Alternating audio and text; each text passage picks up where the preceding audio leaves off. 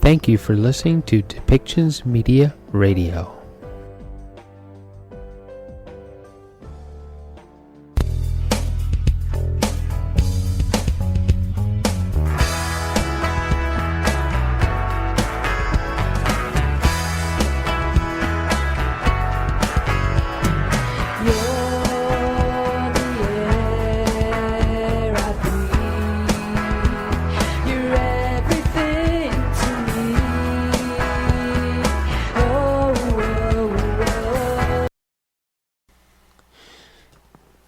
Welcome back to the show, everybody. Our next guest, Nicky Billou, also known as the Millionaire Maker, is an international best-selling author of 8 books. He is also a highly sought-after inspirational speaker to corporate audiences such as RBC, Lululemon, Royal LePage, and Torstar Media. He is also a advisor to many other successful Canadian businesses and corporations. He is the founder of eCircle Academy, which can be found, of course, at eCircleacademy.com, where he runs a year-long mastermind and educational program working with coaches, consultants, corporate trainers, and clinic owners, among other things such as realtors, mortgage brokers, and service providers, entrepreneurs, where he teaches them to be the authority in their niche. He is the creator of the Thought Leader, Heart Leader trademark designation, and he and his team have helped over 80 entrepreneurs to add 6 to 8 figures to their income annually. So why don't we welcome Nicky to the show, and let's hear some of his secrets and his story about how he got started. Why don't we start off with a little bit about how and why you got started coaching and how you got coined to be the Millionaire Maker. Okay? Sure. All Sounds right. good. All right, well, I'll tell you a little bit about a backstory first. I'm actually originally an immigrant from the Middle East. I am a Christian from Iran.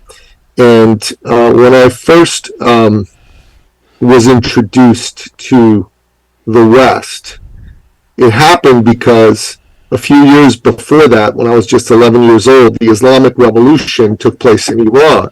Mm-hmm. And it turned my life upside down.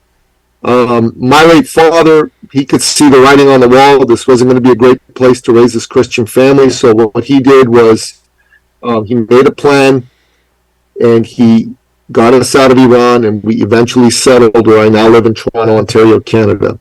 At the time, I was mad. I didn't want to leave my home. I didn't want to leave my friends.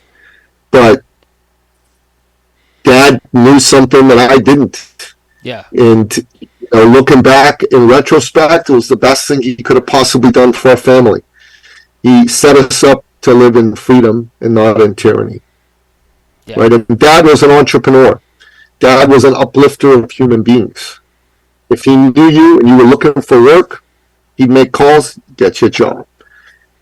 If he knew you and you were looking to start a business, he'd sit down with you, he'd bring other business owners there, he'd even find you access to capital.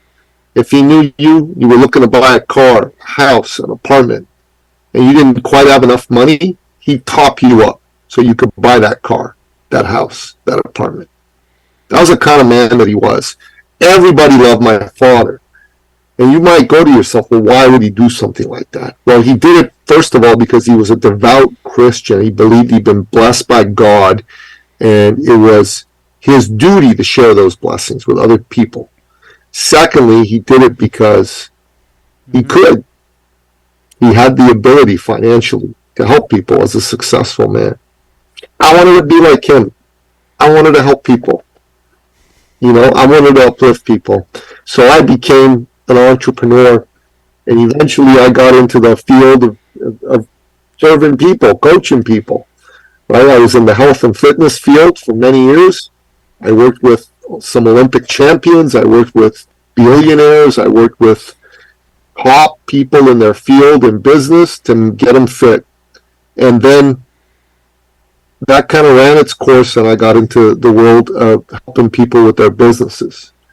I started to do a lot of coaching of folks who own companies and people who are just getting started. There's a couple of things that I learned through this process, okay? And this is something that really was very powerful for me. One is that there's a lot of good people that go into business. Unlike Hollywood telling you, oh my God, these people are bad and evil and wrong, business people are the best people in society, man. They're awesome. They got the biggest hearts. They want to make the biggest difference. In fact, without them, nothing good would happen. Not a thing, right? So that was an incredible thing, right? Right. But the second thing I learned is that a lot of people, especially those that were newer to business, they were good at what they did, but they weren't good at business. They didn't understand all the things that made business tick. They didn't understand marketing and sales. They didn't understand financial statements. They didn't understand customer service. They didn't understand hiring, firing, culture. They didn't understand systems, processes, exit strategies. They got none of that. It was overwhelming to them. You know what I'm talking about, brother? Overwhelming. The very concept of to deal with all that overwhelmed them. So as a result, they hit a plateau. They couldn't get past it because they had not taken the time to become an expert at business. They were just an expert at whatever it was that they did. Yeah, that's important. It's an important distinction that people need to know, right? Yeah, exactly. Yeah. And so when this became clear to me, I thought, okay, I understand. I know how to help these people. I can be like my dad. I can forward his legacy. And I'm going to help these people. I have a background in business. My father was an entrepreneur, and he understood business. And I went to school, and I got my undergraduate and master's degrees in business. I understood business. So I started to help these folks. And there was a couple of things that I was able to do, brother. So number one, Michael, I was able to help people just generally understand how to run a business because they didn't get it. You know what I mean? And I've been fortunate to have helped many people do this and have these people add hundreds of thousands of dollars to millions of dollars to their bank account, to their net worth. The best result a guy got from working with me was adding $11.5 million in a single year to his top line revenue and $4.5 million in profit. His pocket. Wow. Pretty cool stuff. Yeah. But I saw that people that were earlier in the business journey, people that were under the mill in sales, you know what I'm talking about. Yeah. A lot of coaches, a lot of consultants, a lot of, early stage entrepreneurs, a lot of folks who were trying to go from, being like a mortgage broker to having a mortgage business, that sort of thing. Right. Being a real estate broker to having a real estate business. These are the folks that I saw had major issues. They had a fundamental misunderstanding of what business is all about. And I'm going to tell you this right now because a lot of people say this today. And I say this as a heart-driven man who believes business is about people, not numbers, and business is about people, not money. My father taught me this, right? Mm-hmm. There's this thing that's out there where people are going, oh, I'm in business, but it's not about the money for me. I really, all I want to do is I want to make the world a better place. And I'm going to tell you two things about that statement. One is, it sounds great in principle, like communism, but just like communism, it doesn't bloody work. Because when you're early in your business, and your business is unable to sustain itself yet, and it requires a lot of effort on your part to get it going, that is a crazy statement to make, that I'm not interested in money. What, are you out of your mind that you're not interested in money? Then why are you in business? If you're truly not interested in money, right, go and become a monk. Go and become a social worker where money is not your primary concern. But even in those areas, money is a concern. Money is like oxygen to a business. Let's not be at all misunderstanding this. Business is not about money. People need to understand this. Business is about people. Right. It's about helping people solve problems. When you solve problems for people, you have the right to earn a profit, which is money, right? PPP. If I may, Michael, I would like to show you a diagram that I drew as part of some intellectual property I created. If I may, brother. Yeah. You see this Venn diagram here? Mm-hmm. It says people, problems, profit, and that's the purpose. That's where it all comes down to. That's the purpose of business. This is an IP snapshot, also called a pink sheet, by the creator of the methodology, Matt Church. You see? Yeah. Business is not all about money. It's about people. When you use your business to solve problems for people, you earn the right to make a profit, right? And this is what I'm telling you. This is a literature review of a number of books that demonstrate this. The Thought Leader Practice by Matt Church, The Thought Leader's Journey by yours truly, The Power of Connecting by yours truly, How to Create $1 Million a Year Income by Perry Wong and yours truly. These, my friend, are important. But for people to say, oh, no, it's not about the money. I'm like, well, it's like saying, I want to breathe and I want to live, but it's not about the oxygen. I don't care about oxygen. Well, you better care about oxygen. Yeah. Because if you don't care about oxygen, you're not going to live. And money is oxygen to a business.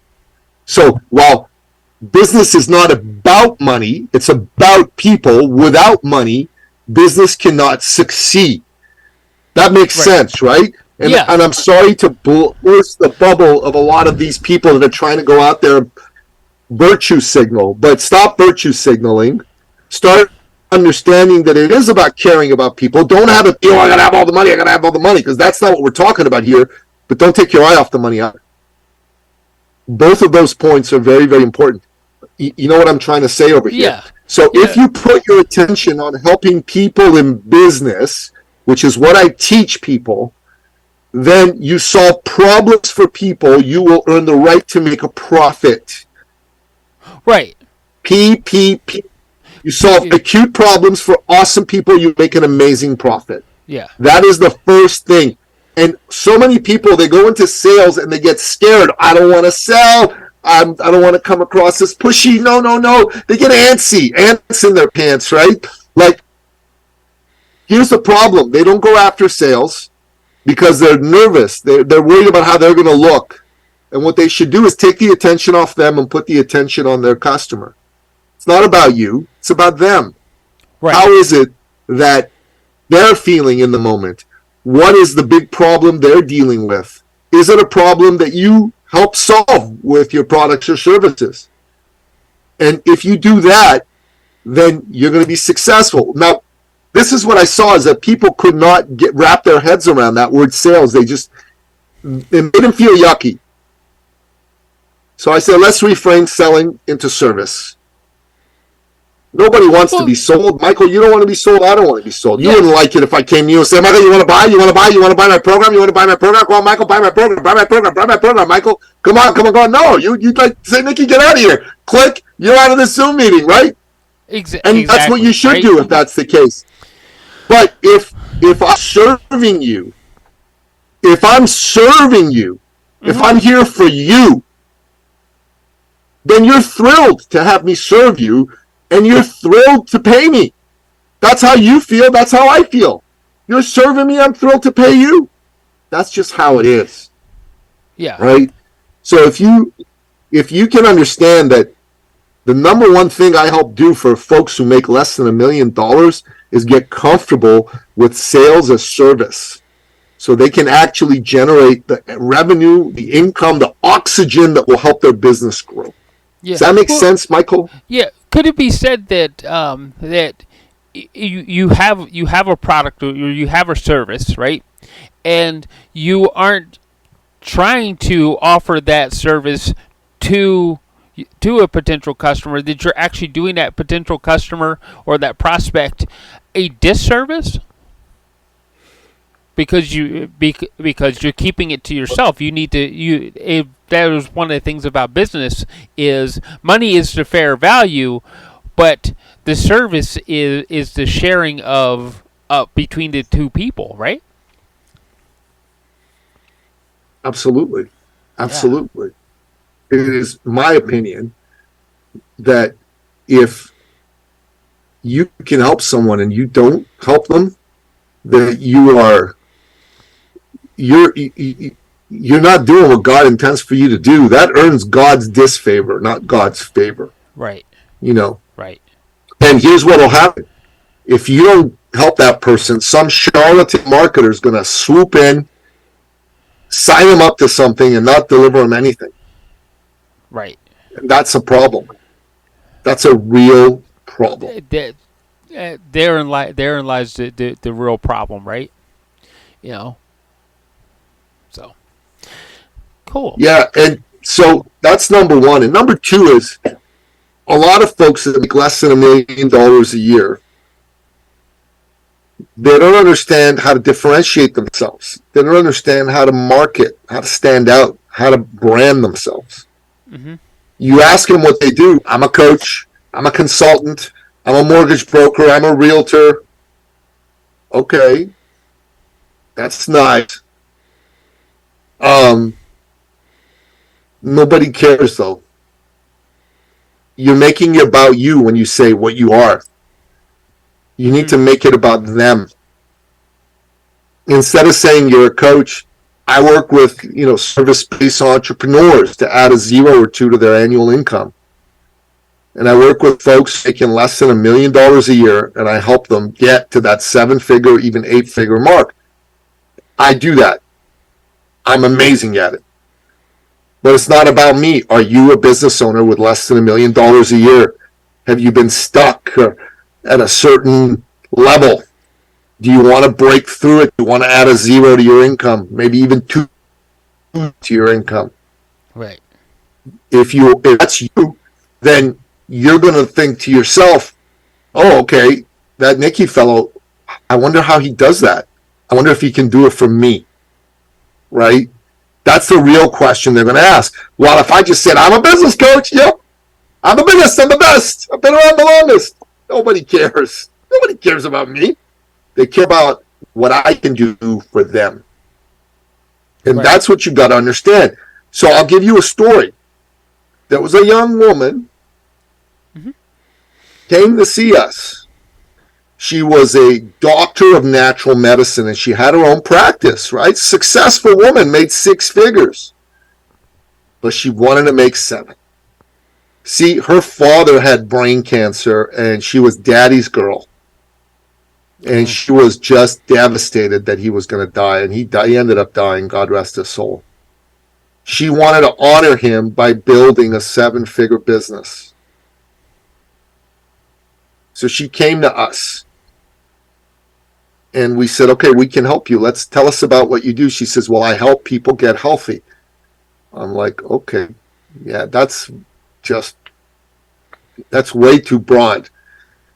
She said, okay, what do you think I should do? I said, well, can I show you another one of these wonderful diagrams, Nicky? So I went through an exercise with her. Which are the clients you've gotten the best results for? Which are the clients you've enjoyed working with the most? Which are the clients who pay you the best and are the easiest to transact with? Best results, enjoy the most, easiest transaction, pay the best. That's the ideal client. So we went through this exercise with her, right? Mm-hmm. And we found out that for her, the ideal client was professional women over the age of 45 who were successful in life, but not successful in health. In fact, they felt that life was passing them by. They were no longer felt beautiful. They no longer felt sexy. They no longer felt attractive. They hated it. You understand what I'm saying, Michael? They hated it like a white hot hate, like a level 10. They could, if you could give them a pill to solve this, they'd take it. They'd pay you $1 million. Like that's how intense it was, right? So you understand, Michael, we use powerful systems and processes to help people think things through, right? This is how we roll. And we helped her put a program together called Get Your Sexy Back. Get Your Sexy Back. Well, the wording itself hits home, right? Right. Michael, in a year, she doubled her business, and then she doubled it again from that level. And then by her third year, she doubled it again. She went from 6 figures a year to a run rate of 6 figures a month. Right. Now you think about that, Michael. That's the power of being a branded thought leader versus an undifferentiated expert. What is the difference between a branded thought leader and an undifferentiated expert? Well, an expert is just somebody who knows something. Michael, lots of people know things. But they're a dime a dozen. But a branded thought leader is someone who's known for knowing something. They're rare and valuable.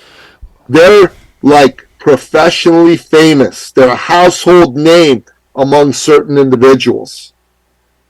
And that's what you want to be. You want to be the household name for the people who have the problem that you solve. Well, like the example with our naturopath,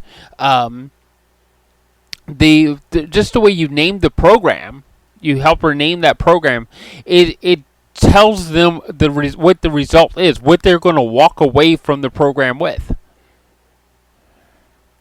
And that's not a bad thing to do if you can do it, right? So, yes, sir. Yes, sir. People want to pay money for results. Is that right? People want to pay money for results, and I'm really glad you brought that up because that brings up my next point.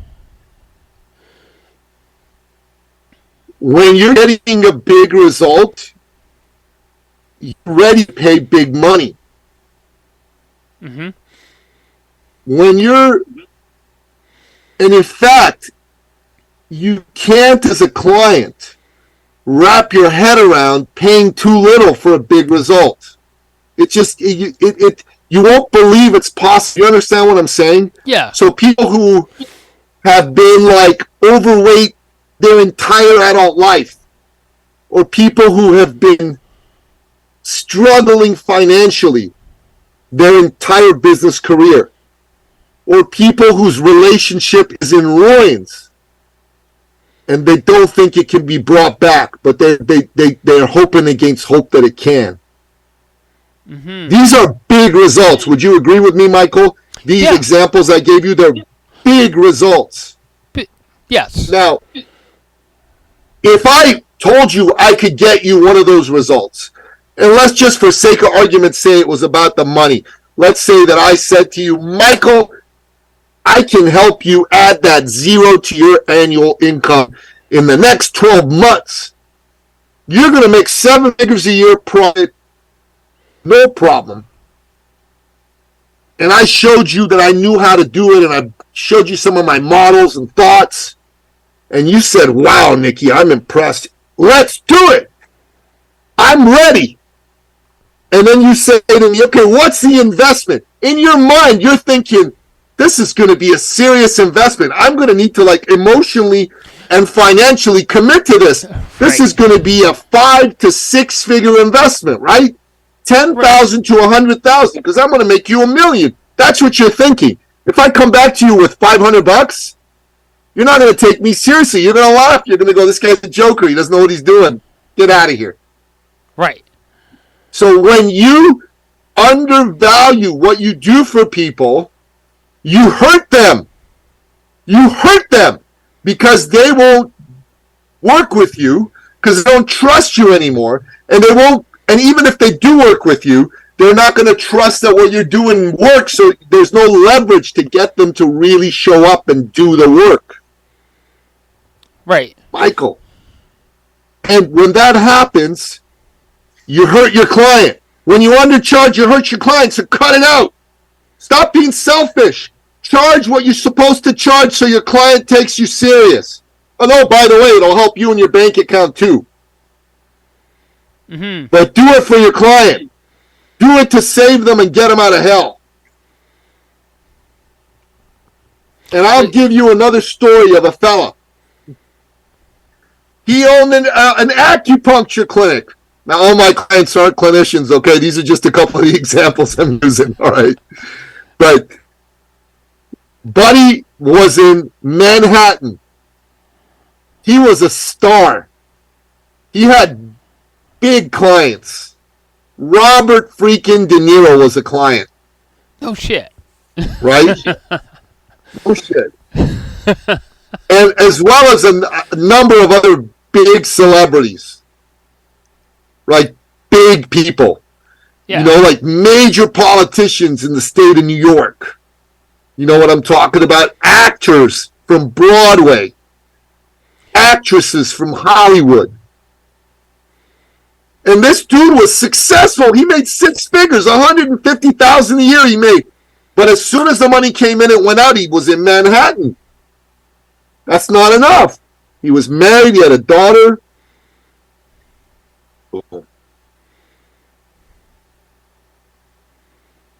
No kidding. So here's what happened. He comes to me. He goes, Nicky, I make $150,000 a year. It's not enough. I need to make $1 million. I go, $1 million? He goes, yeah. I said, okay, let's do a review of your business. So I did a client review with him, message review, all the stuff I showed you. It was great. There was only one problem with what he did. He charged so little. And I was like looking at this, I'm going, Robert De Niro pays this little and he comes to see you. Isn't that guy like a bit of a snob? No offense, I love Robert De Niro, great actor.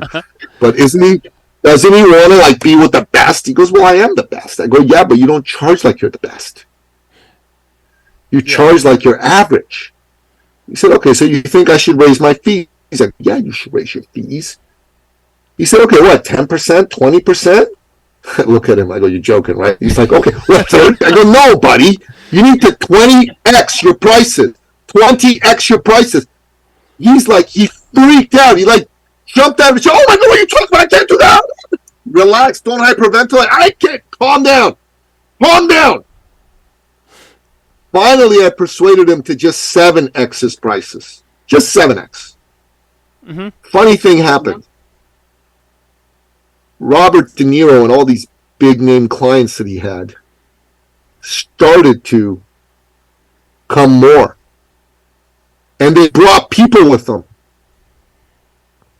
Other big people. Yeah. And De Niro comes to him. I don't know if it was De Niro. Some big person came to him and he goes, thank God you're charging right now. He says, I love using you, but the way you were charging, I couldn't bring my friends here because they would think I'm crazy. There you go. So he went from 150,000 to 1.2 million in 4 months, bro. In 4 months. You understand what I'm saying? Yeah. Well, that is when you charge properly, people take you serious and they're going to work with you. When you don't, they won't. Well, in his case, he wasn't valuing himself. You know? No. And that's almost every coach and consultant in the business. Mm-hmm. Unless they're me or they've been trained by me. Honestly, they all undercharge, bro. Yeah. Massively. So that's the third thing. Now, I know we aren't here for hours and hours today, but I want to tell you, I want to tell you one more thing that's very important. And here's what it is, Michael. You ready? Don't do it by yourself. Don't do it alone. Robin Sharma, who was a client of mine when I was a fitness coach, said to me once, if you ever want to double your income, triple your investment in personal and professional development. Triple.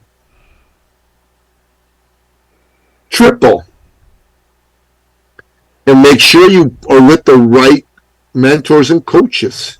Because you've got to hire the mentors and coaches and pay them what they ask, and to join the masterminds and pay what they ask, and go to the conferences and pay what they ask, and do the courses and pay what they ask, and buy and read the books, pay what they ask. You have to.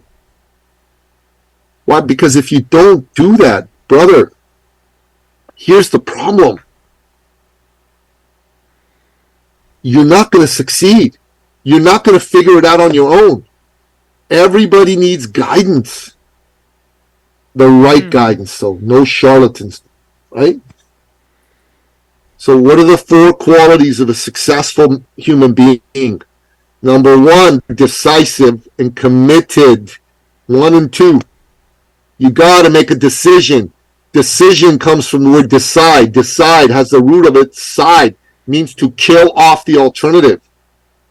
You cannot say, let me kick a tire, let me give it a try. No. Commit to the vision. Decide. When you commit, every master was once a disaster. Be willing to be a disaster so you can become a master.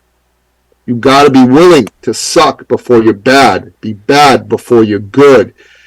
Not good, but bad before you're mediocre. Mediocre before you're average. Average before you're good. Good before you're great. Great before you're masterful. Masterful before you're iconic. Iconic before you're the best that ever lived. Yeah. Coachable. You got to take the coaching. You got to hire a coach. And resourceful. Got to be resourceful. Tony Robbins says it doesn't matter how much resources you have. How resourceful are you going to be? You can't afford the coach? Get resourceful. Mm-hmm. You don't have the time? Get resourceful. You lack energy? Get resourceful. Mm-hmm. Here's the truth. Truth. You can't succeed without those 4 qualities. I won't work with anyone who doesn't have those 4 qualities. I will not do it. Yeah. I won't do it. I'm Nicky B and I won't do it. And this is a fact, right? So, I'm going to tell you a story about a woman who was a coach. See, not a clinic owner this time. She was a coach. When I met her, she was 56, 57 years old. This was back in 2016, 7 years ago. And here's what happened. This woman had been hiring the wrong coaches and mentors. She'd spent $125,000, zero return. Zero return. What? Why? Zero return. Well, here's why. Okay. She was just going after charlatans. I knew her slightly. We came and had a meeting.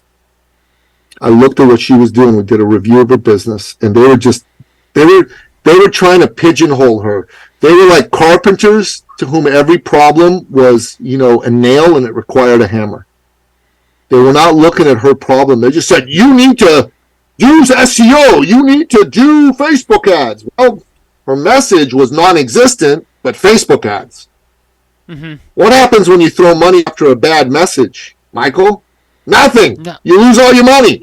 Right. You just throw your money away.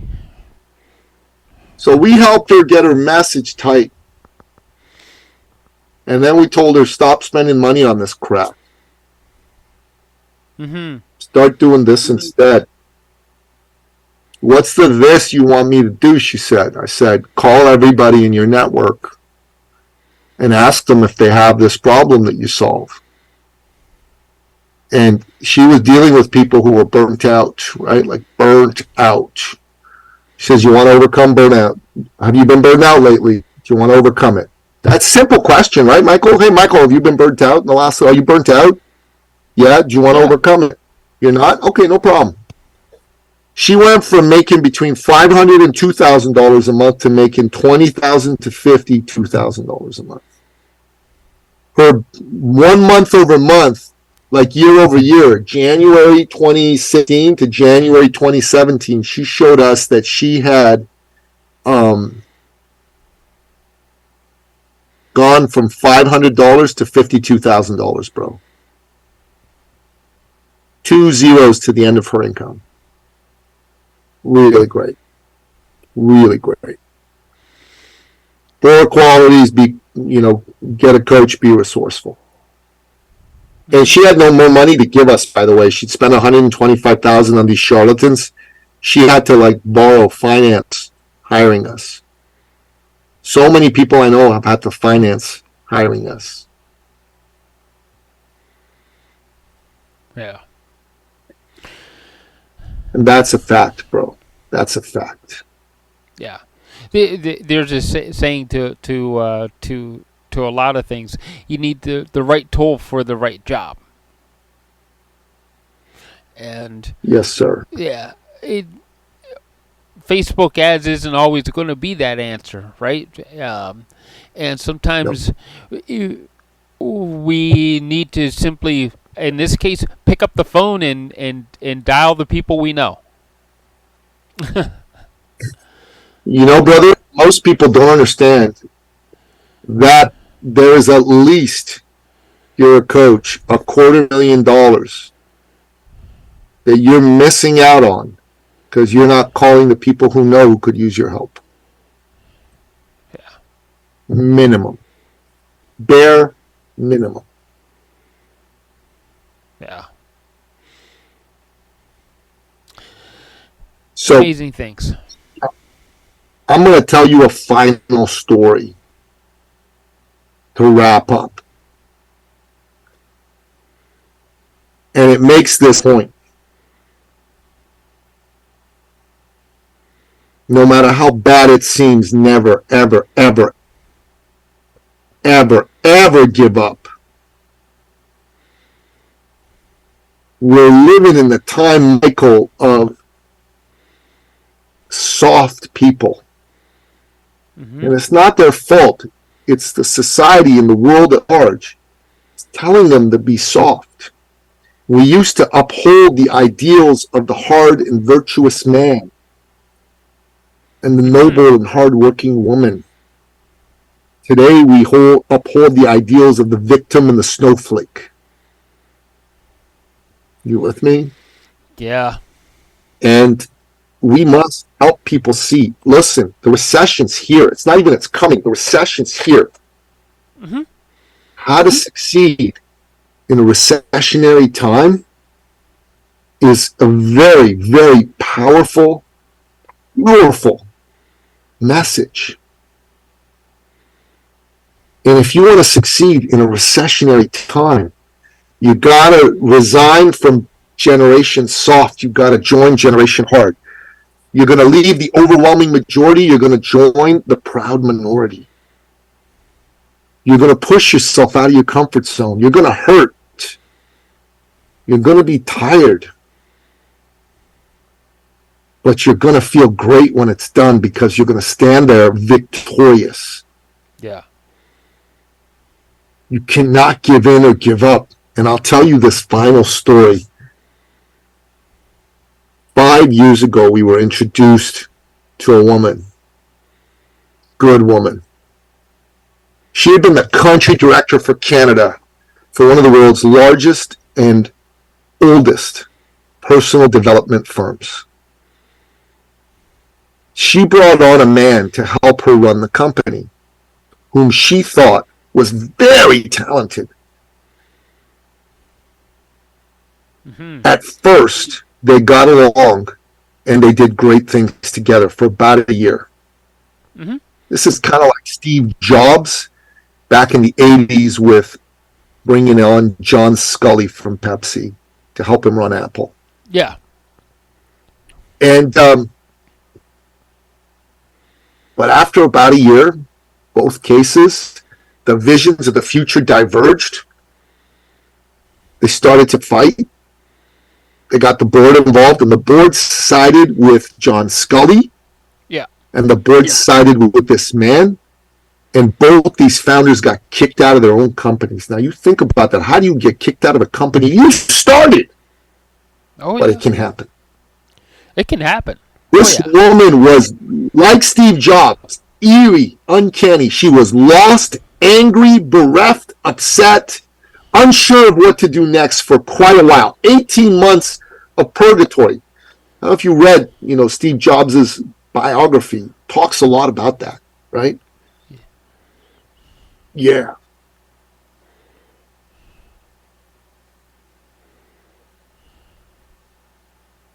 Somehow, serendipity, God brings her to me. Me and my woman who I work with.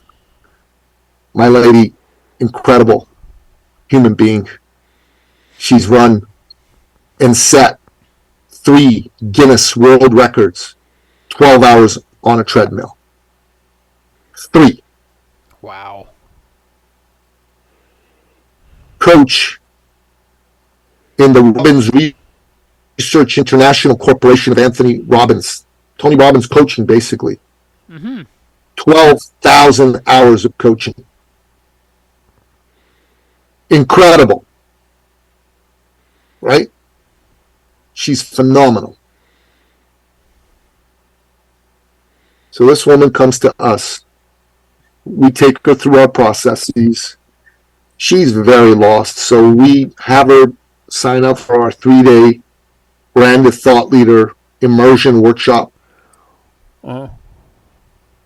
Show her what's missing in her approach. We help her narrow a niche. We help her come up with a message. We help her price appropriately. We lock arms with her and we send her out into the market. Now, brother, she was grateful and she rocked it. Her first month, she did $10,000 in profit. Her second month, she did $12,000. Her third month, she did $18,000. Her fourth month, she did $62,200. Incredible, right? Right. And she lives in Ottawa, Ontario. I live in Toronto, Ontario. It's a 5-hour drive to get from one city to the next. I have 2 sons. My oldest son was 12 at the time. He had a soccer tournament in Ottawa. She has a son his age. I pick up the phone. I call her. I go, we're coming to Ottawa. Son has a tournament. Why don't you bring your son, watch the tournament with us, or at least a game or two, and let's have lunch, and I think it'll be fun. The boys will enjoy spending time with each other. And she said, that's a great idea. We do it. Mm-hmm. We win the tournament. That was great. We spend some time with each other. That was great. It's, good relationship building, smart business move on my part. And we all go our separate ways. 3 weeks later, we have one of our branded thought leader immersion workshops. Now, she'd signed up for our 4-year program, okay? And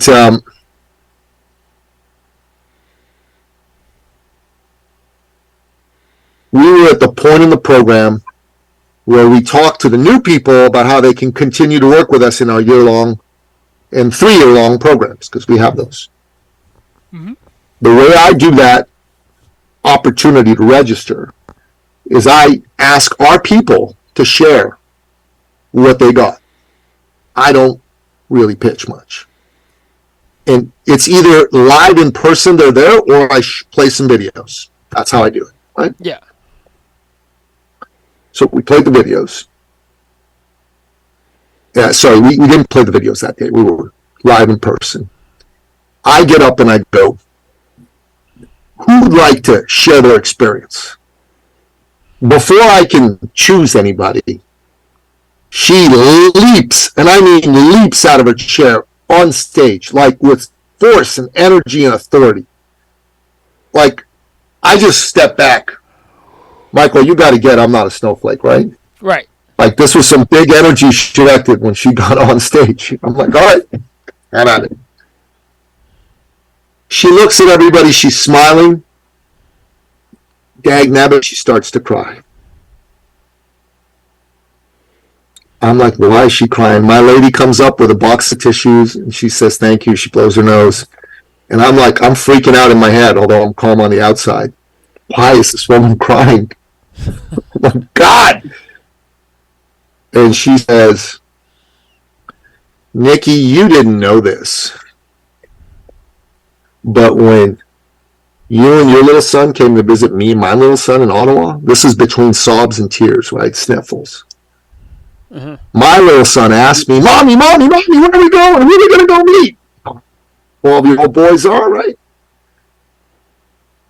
And she says, oh, sweetie, we're going to go meet Nicky Billou and his son. And she said, all of a sudden, her boy, my sweet boy is the way she put it, became very quiet, very serious, and said, oh, Mommy, are we going to go meet the man who saved our family? Wow. That's Michael, powerful. I'm looking at her, and remember, I'm not a snowflake. Mm-hmm. I don't cry in public. I just don't. But I did. On that day, I did. We hugged. Everybody went, oh. And she keeps telling the story. She said, when I first came to you, the bank was about to foreclose on our home because we hadn't paid our mortgage in months. My husband and I were fighting like cats and dogs. Oh, my God. And it looked to our kids like we were going to break up. I even thought we were going to break up and lose my precious family. And my sweet boy said that because you literally helped us save our family. We hugged again. I kissed her on both cheeks. She sat back in her chair. We handed out our registration forms. Michael, there were 8 people in that room that were new people. Registration forms were in their hands. You have to understand that some people are an automatic yes. Mm-hmm. Most people are not. There are some people that are a no, and some people that need a conversation. On that day, all 8 signed up on the spot. And this is a big ticket item. You understand what I'm saying? Yeah. Big. Wow. That's a powerful. And I realized this. Thank you. I realized this. First of all, it is my duty to serve people that puts in front of me, and I want to serve more people like this wonderful woman. I am here to serve those people. Secondly, brother, people may have not told you everything you need to know about the hell they're going through. Mm-hmm. And if your focus is on the money, you'll miss the rich opportunity to truly make an impact in another human being's life. An impact that will echo through time and change the course of their family's history, just like my father making his decision has echoed through time and changed the course of my family's history. you can be for somebody who my father was for our family. And that is my goal, is to be for somebody who my father has been for so many families. Yeah. So. And that's a wrap. Yeah. Mic drop. One last question. Do you think doing what you do you think your dad would be is sitting there proud of his son? Yeah, I know he would be. Yeah. So yeah. Well, okay. What are the best ways to get a hold of you, Nicky? So people can work with you. Okay. So, if you just want to find out about me, go on any social media platform and type in Nicky Billou. Right? You can just connect with me. If you're a tire kicker. But if you're one of those folks who's decisive and you want change bad, and in your head you're going, I want change bad, then you go to ecircleacademy.com/appointment and you pick a time on the calendar and you fill out the application form.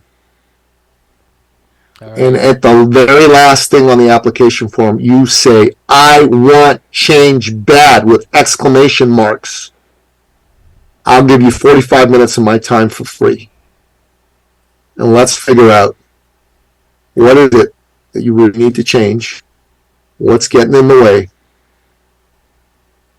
and what you need to do to make that change happen. Awesome. For free. All right. Thank you for speaking with us today. It's been awesome. Yeah. Thanks for having me on the show, Brother Michael. It was really great. All right. To everybody out there listening, find that subscribe button, click on it right now, and go to ecircleacademy.com and find that find that appointment button and sign up with Nicky today. Okay? Thanks again, Nicky. Thank you, Michael.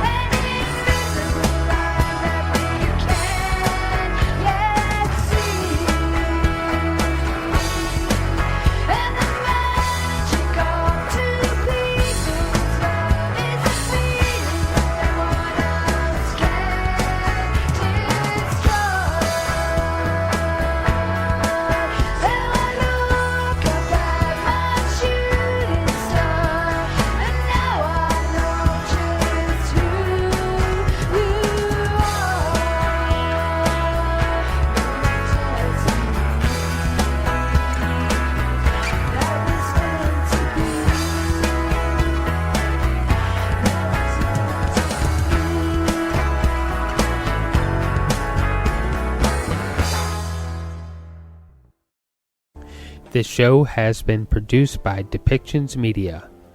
Please contact us at depictions.media for more information.